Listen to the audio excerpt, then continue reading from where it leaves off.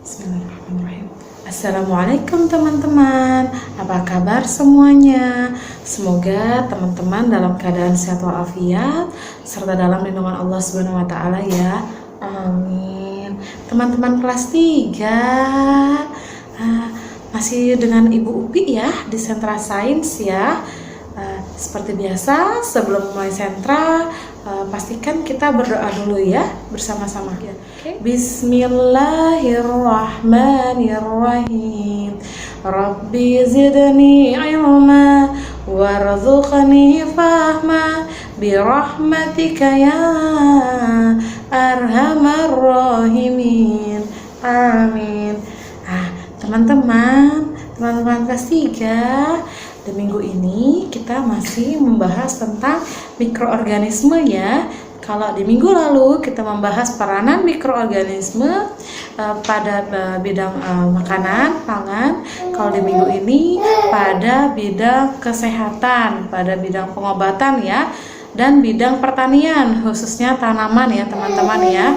Nah teman-teman, di sini teman-teman ada yang tahu nggak contoh mikroorganisme itu kalau di bidang kesehatan atau pengobatan bisa jadi apa? Ayo, bisa jadi apa? Kalau kemarin kan di makanan bisa jadi tempe, yogurt dan lain-lain ya. Terus kalau di bidang kesehatan atau pengobatan bisa jadi apa? Masih ingat? Iya, betul sekali, bisa menjadi obat-obatan, khususnya antibiotik ya. Ibu mau menjelaskan tentang antibiotik itu sendiri. Ada yang masih ingat nggak penjabaran Ibu sedikit di minggu lalu tentang antibiotik? Antibiotik itu apa sih Bu? Ada yang ingat? Ada yang ingat nggak teman-teman? Oke. Antibiotik itu adalah kelompok obat yang digunakan untuk mengatasi atau mencegah infeksi bakteri ya.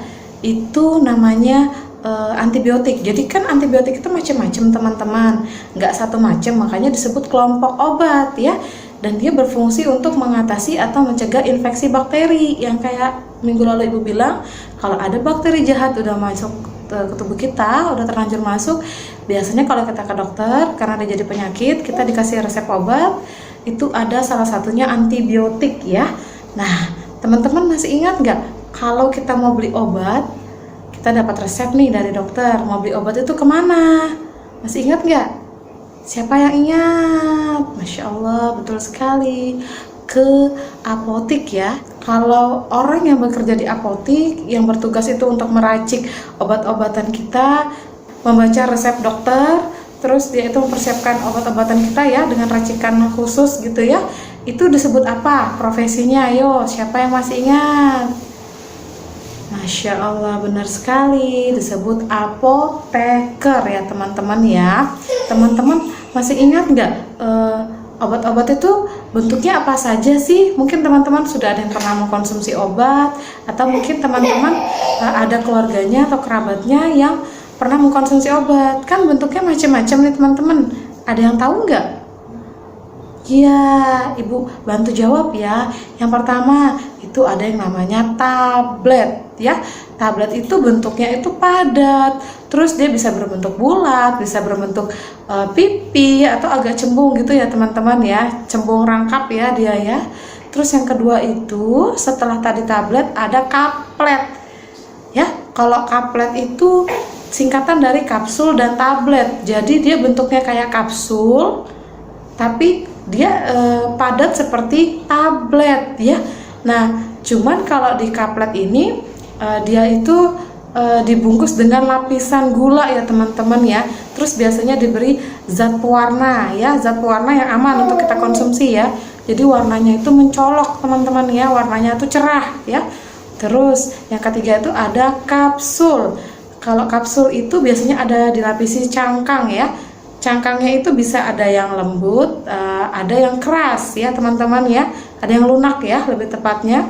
Terus kalau si kapsul sendiri itu bisa dilepas teman-teman. Jadi kalau teman-teman agak susah nelannya karena dia terlalu besar, bisa dilepas. Biasanya isinya itu serbuk ya teman-teman ya, serbuk obat ya. Si cangkangnya gelatin atau pati ya, atau bentuk lain yang disesuaikan dengan si kapsulnya. Terus powder atau serbuk. Jadi dia seperti tepung gitu teman-teman ya, serbuk-serbuk begitu. Biasanya tuh di obat sakit gigi, kadang-kadang dimasukkan ke dalam gigi yang berlubang, yang kayak puyer bintang 7 seperti itu mereknya. Atau seperti kalau teman-teman ada adiknya sakit atau mungkin pernah sakit, dari dokter atau puskesmas diberikan dalam bentuk serbuk, tapi dia ditaruh di dalam kertas obat ya, seperti itu ya teman-teman. Ada juga yang bentuknya sirup atau cair, biasanya kemasannya botol, terus kita dikasihnya itu pakai sendok yang udah dalam kemasan itu, atau seperti tutup botol bentuknya plastik gitu ya teman-teman, ada ukurannya berapa mili seperti itu ya.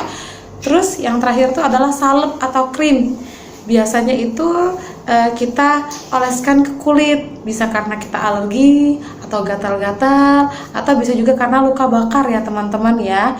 Terus pastikan teman-teman cara penggunaan obatnya sesuai dengan aturannya ya. Itu kan di kemasannya biasanya ada aturan pakainya.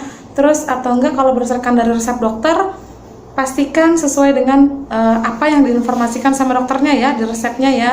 Harus misalnya minumnya sehari cuma 3 kali, atau sehari sekali sesudah makan atau sebelum makan ya.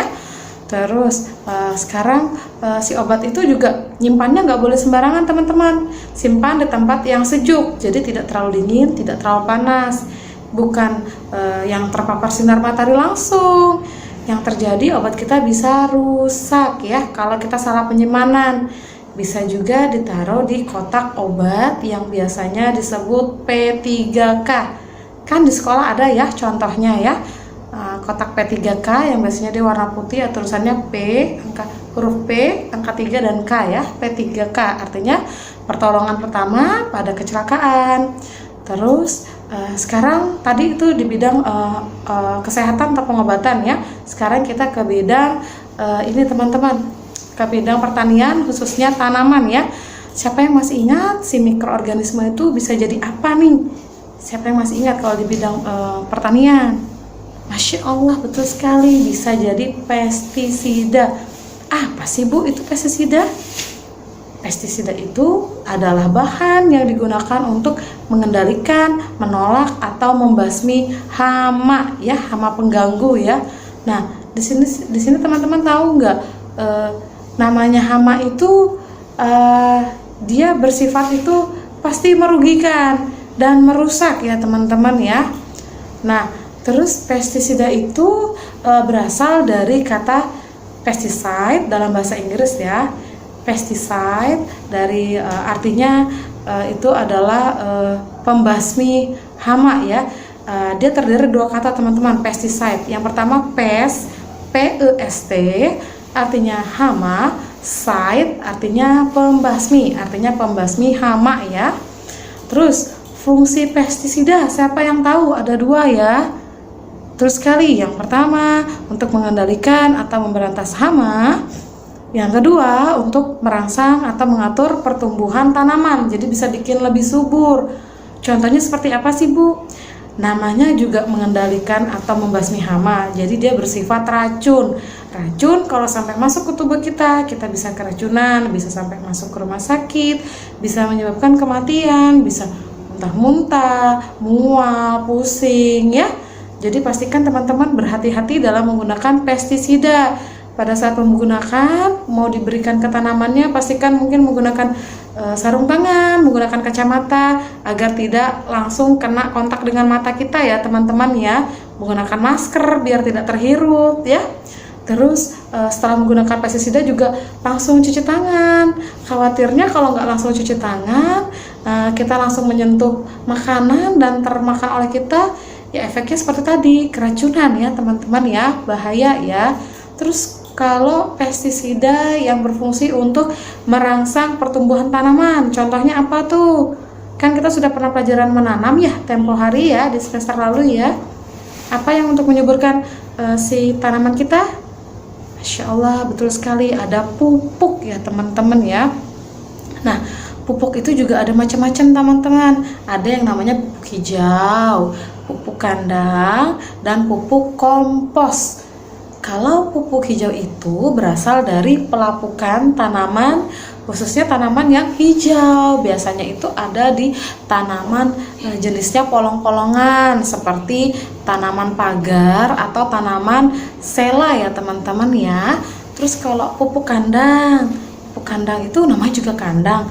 Yang dikandangin kan biasanya hewan ya teman-teman ya. Berarti dia berasal dari kotoran hewan ya. Terus yang ketiga adalah pupuk kompos. Pupuk kompos itu berasal dari pelapukan bahan organik yang melibatkan mikroorganisme atau dekomposer. Siapa yang masih ingat ya, dekomposer atau pengurai ya. Di rantai makanan ada ya, kita pernah menjelaskan dekomposer ya. Jadi pupuk kompos itu seperti yang kemarin tuh, kalau di sekolah kita ada sisa-sisa tulang, sisa-sisa makanan kita kumpulkan, kita biarkan mereka sampai terurai oleh dekomposer. Akhirnya itulah yang menjadi pupuk, tanahnya kan jadi subur nih teman-teman. Itulah yang disebut jadi pupuk kompos ya teman-teman ya.